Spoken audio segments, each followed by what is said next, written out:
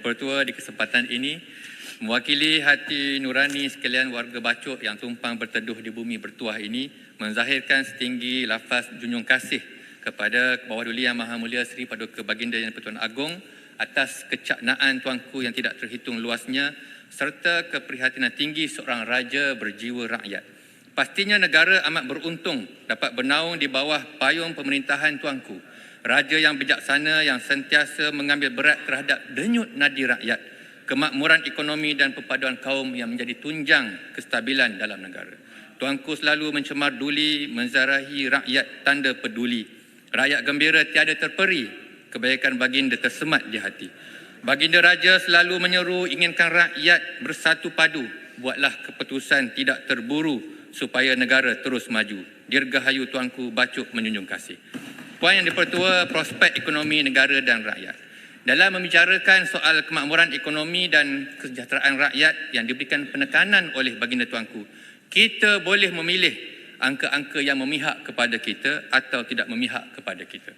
Kita juga boleh memilih pujian-pujian yang memihak kepada kita atau kritikan yang tidak memihak kepada kita. Namun kita perlu jujur dengan angka kerana angka tidak pernah berbohong. Justru kita perlu fokus kepada petunjuk ekonomi sebenar dan prihatin terhadap keperluan dan keresahan rakyat. Puan Yang di-Pertua, semalam saya sedikit tersentuh apabila membaca komen-komen rakyat di portal-portal berita. Saya sekarang ni kalau baca berita, saya suka tengok komen-komen rakyat yang itu lebih real berbanding dengan kenyataan menteri-menteri yang nampaknya semakin dikendurikan oleh rakyat. Saya baca komen di IG Astro Awani semalam, berita tentang cukai SST 8% yang terbarunya diperluaskan termasuk kerja-kerja penyelenggaraan dan pembaikan termasuk servis kereta. Ada komen, apalah nasib rakyat, anak masuk sekolah nak bayar itu ini, lagi nak puasa barang pun naik, lagi nak raya mesti nak servis kereta. Allahu Akbar. Maknanya rakyat sudah boleh jangka akan berlaku gelombang besar kenaikan harga barang menjelang Ramadan, buka sekolah dan raya yang akan disambut nanti. Selepas Chinese New Year tempoh hari, Puan Speaker, berita PMX sebut ekonomi negara masih baik. Ada komen, second day Chinese New Year, pasar malam already full with Chinese selling food. Imagine how hard to earn money nowadays. Malah saya sendiri yang di-Pertua, first day Chinese New Year, malamnya ambil last flight KB ke KL, sampai ambil Grab, tengok driver namanya Cina. Malam raya Cina. Saya masuk, saya say hello, saya sebut kongsi facai, beliau senyum dan kami berbual. Puan Speaker, malam raya bawa Grab. Ini semua rakyat. Bukan walaun, bukan cyber trooper, real person, real people. Tetapi kerajaan nafi, tak peduli. Boleh pula tanya mana bukti? Konon madani, tiada simpati, tiada empati. Puan Yang di-Pertua, secara umumnya ekonomi Malaysia bagi tahun 2024 ini diharap dapat berkembang lebih baik berbanding tahun lepas. Diharapnya lebih 4%, tahun lepas di bawah sasaran 4%. Pemangkinnya ekonomi domestik, penghalangnya ekonomi global, risikonya hutang isu rumah yang semakin meninggi. Inflasi diharap kekal sederhana, betul di bawah 3%. Namun ada risiko yang kita perlu anticipate lebih awal akibat kenaikan 2% SST kepada 8%, pelaksanaan subsidi bersasar dan gangguan bekalan makanan bermusim maupun tidak bermusim, beras, ayam, telur, gula, minyak masak masih lagi berulang. Ringgit, sahabat saya diulas tadi, diharapkan dapat kembali menebus maruahnya yang telah jatuh ke parah terendah sejak 1998. 4.80 per USD ini sangat rendah nilainya.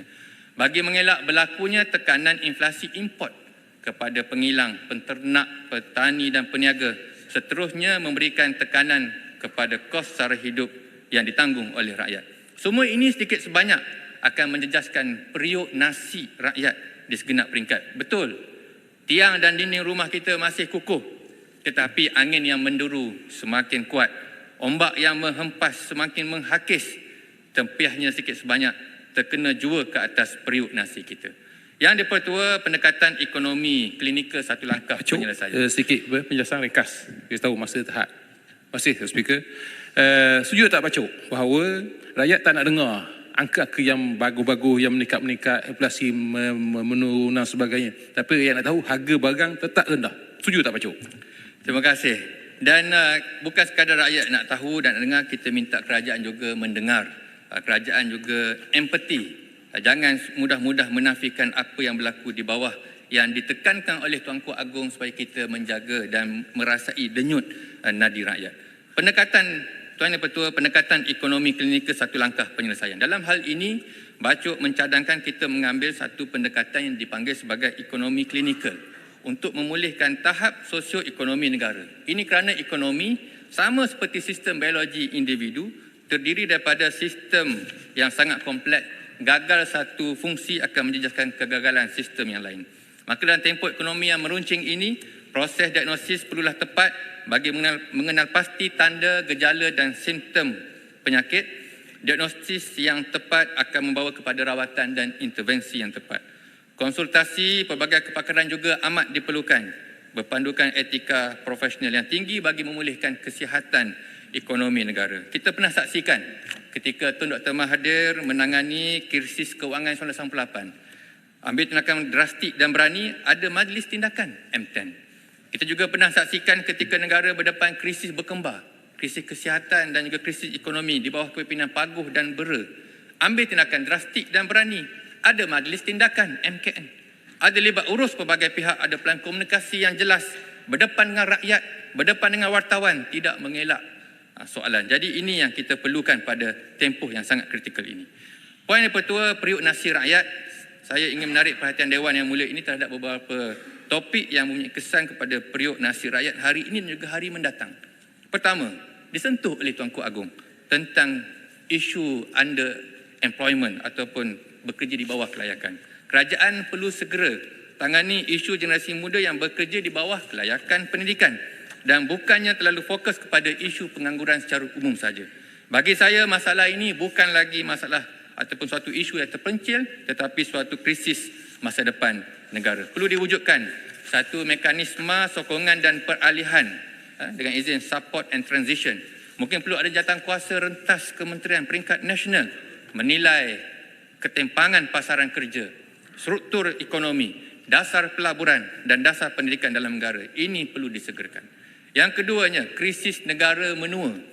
Kerajaan perlu perhalusi semula isu pencen dengan persediaan menghadapi krisis menanti, iaitu negara yang menua. Setakat 30 September 2023, dilaporkan 48% daripada ahli KWSP mempunyai baki simpanan kurang daripada 10,000. Dengan simpanan tersebut, kira-kira dijangka hanya memperolehi RM42 sebulan untuk tempoh 20 tahun. Sedangkan Malaysia sedang menuju ke arah status negara tua menjelang tahun 2030.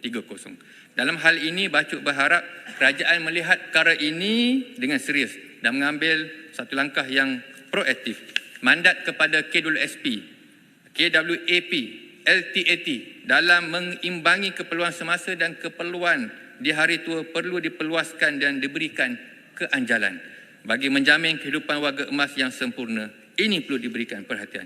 Yang ketiga, kenaikan cukai. Banyak diulas oleh rakan-rakan yang berhormat. Perlu ambil kira pendapatan rakyat. Benar, kenaikan ini penting untuk menjana hasil tambahan kepada rakyat. Tapi kerajaan perlu mengambil kira keadaan rakyat pada hari ini. Ini kerana perkhidmatan-perkhidmatan yang tidak dikecualikan pastinya akan meningkat kos dan bayarannya, di mana peniaga akhirnya akan mengalihkan kesan kenaikan ini kepada pengguna secara tidak langsung.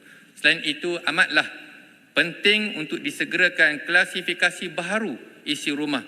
Bukan lagi klasifikasi B40, M40, T20 di mana Menteri Umum tahun lepas dasar ini akan bermula Januari 2024. Kini sudah diambang Mac, nak masuk bulan Mac 2024, masih tiada pengumuman apakah klasifikasi baharu yang akan digunakan bermula tahun ini sebelum kita melaksanakan dasar subsidi bersasar yang amat kita alu-alukan untuk dilaksanakan pada tahun ini. Yang keempat, subsidi bersasar ini perhalusi impaknya.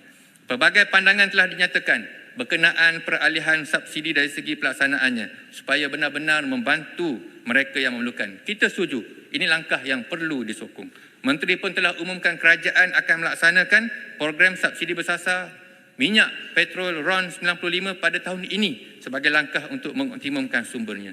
Cuma orang di kampung sudah bertanya-tanya. Orang di bandar pun sudah berkira-kira apakah mekanismenya. Adakah dengan pelaksanaan ini harga minyak petrol 95 di pump station ketika itu akan mengikut harga pasaran yang akan diapungkan, bukan lagi harga bersubsidi pada hari ini, dan apakah mekanisme rebate tunai dan juga kad subsidi yang akan diperkenakan pada masa terdekat ini. Dan persoalan kepada padu, kita mengharapkan padu yang benar-benar padu. Untuk rekod kami pemangkam pun mahukan padu yang padu sebagai faktor penentu kejayaan program subsidi bersasar yang amat mustahak dan besar manfaatnya ini. Setakat 22 Februari, hanya 3.72 juta, Puan Speaker, individu yang selesai mengemaskini maklumat dalam padu, sekitar 10% daripada populasi. Itu pun hampir separuh, 1.2 juta adalah penjawat awam. Maknanya ramai lagi rakyat. Adakah ini, dan kita bimbang, ia akan menjejaskan timeline pelaksanaan program subsidi bersasar, dan kita mengharapkan partisipasi rakyat yang lebih tinggi, penerangan yang lebih agresif kerana manfaatnya sangat besar, dan kita tidak mahu berlaku jurang akibat trust deficit dengan izin rakyat kepada kerajaan.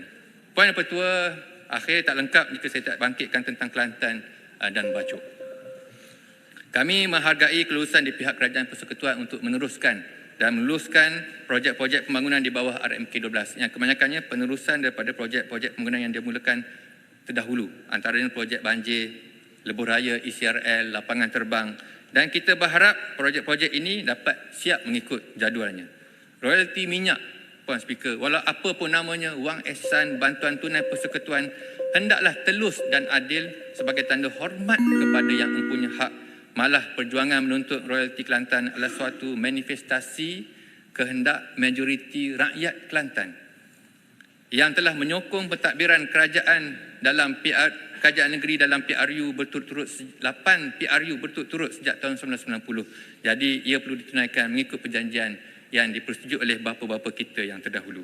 Akhirnya, Puan Speaker, sebagai penutup, saya nak berkongsi satu petikan ucapan Khalifah Islam yang pertama, Saidina Abu Bakar, yang amat masyhur sebagai pedoman untuk kita semua dan Dewan Yang Mulia ini. Jika sekiranya aku berbuat baik, maka bantulah aku sebagai pemimpin. Dan jika sekiranya aku melakukan kesalahan, maka perbetulkan aku. Dan orang yang lemah di kalangan kamu adalah orang yang kuat pada pandanganku sehingga aku berikan hak kepadanya. Dan orang yang kuat di kalangan kamu adalah orang yang lemah pada pandanganku sehingga aku mengambil kembali hak daripadanya. Semoga bumi bertuah Malaysia ini menjadi tempat yang kaya berbakti, yang miskin tumpang berteduh. Terima kasih Yang Pertua Bacok menunjuk kasih. Terima kasih Yang Berhormat Bacok. Saya jemput Yang Berhormat